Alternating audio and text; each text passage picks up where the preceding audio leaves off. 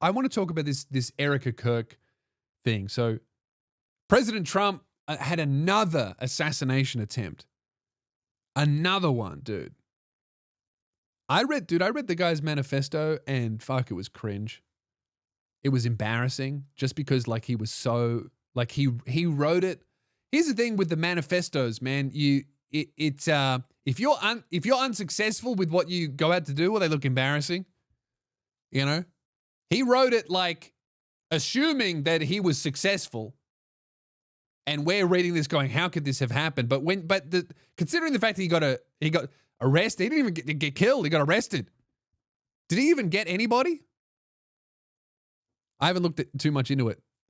But I did read the manifesto and it's like, well, you're probably wondering how we got here. And it's like, you fucked up, dude. You failed.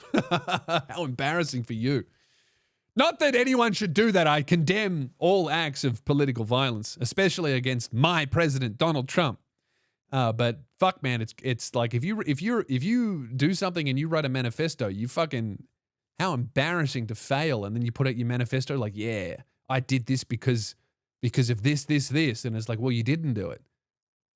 You know, it's like it's kind of like writing in your lawsuit that, oh, she said I had a tiny penis and I couldn't get it up, and my ugly Asian wife has small tits, and it's like, dude, you didn't even get the money. Like your lawsuit fucking failed, and now everyone just thinks you're an idiot. How embarrassing.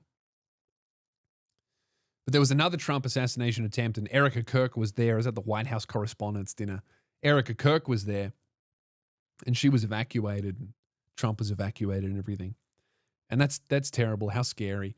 But she's come out and she's done this video statement just seething with rage, having a go at Druski, the comedian, who did a sketch that, look, it didn't name her, but he basically did whiteface and put on a big, long blonde wig and wore a sparkly dress and did a bunch of scenes where he came out on stage to pyrotechnics. So while he didn't name her, he was like, conservative women commentators be like.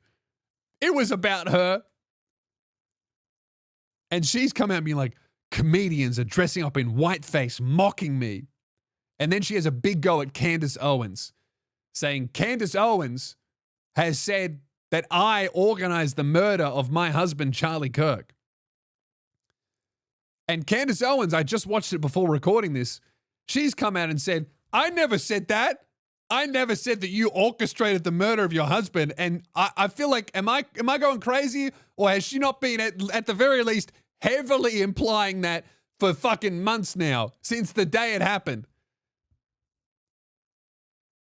I don't understand how Candace Owens is like so influential, because I've checked in with her podcast a few times and I've tried to listen to it a few times to understand the appeal.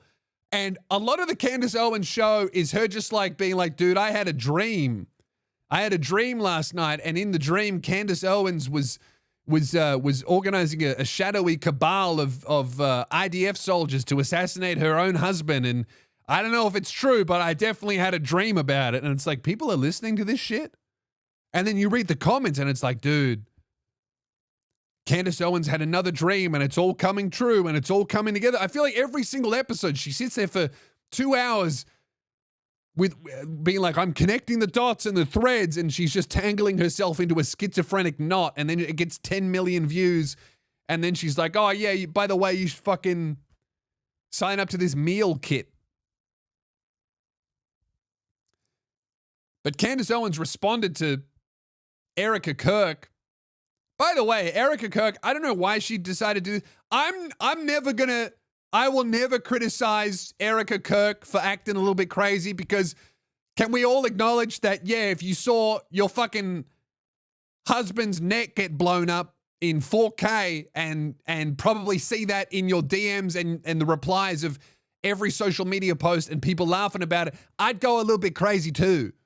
All right? So I'm never going to criticize her for going crazy. I will say the pyrotechnics are a bit strange. I don't know if I would do that, but whatever.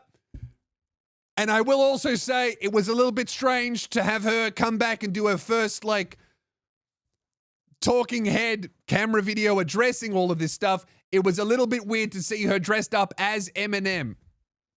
That was a little bit, that was strange. Is that too disrespectful? Are we not allowed to acknowledge that the outfit choice was a bit interesting? I mean, at least she didn't set off pyrotechnics in the middle of the video, like as she walked into frame. That'd be heaps. So she's dialed it back a little bit, but maybe she's dialed it back too much. The fucking, the 8 Mile cap and anyway, I'm not going to trash her too much because I want a visa. But Candace Owens said the most wild shit, a term that I've never heard before. She said, "We're all sick of the widow grift." I'm sorry, widow grift?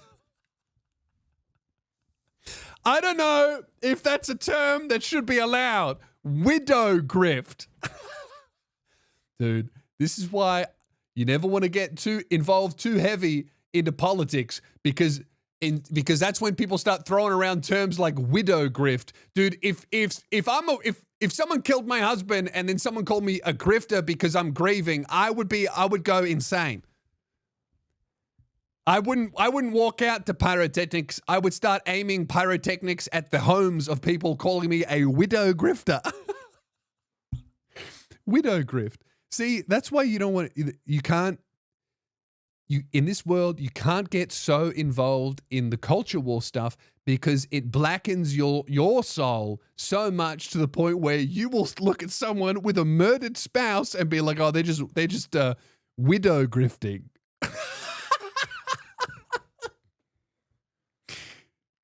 Brother.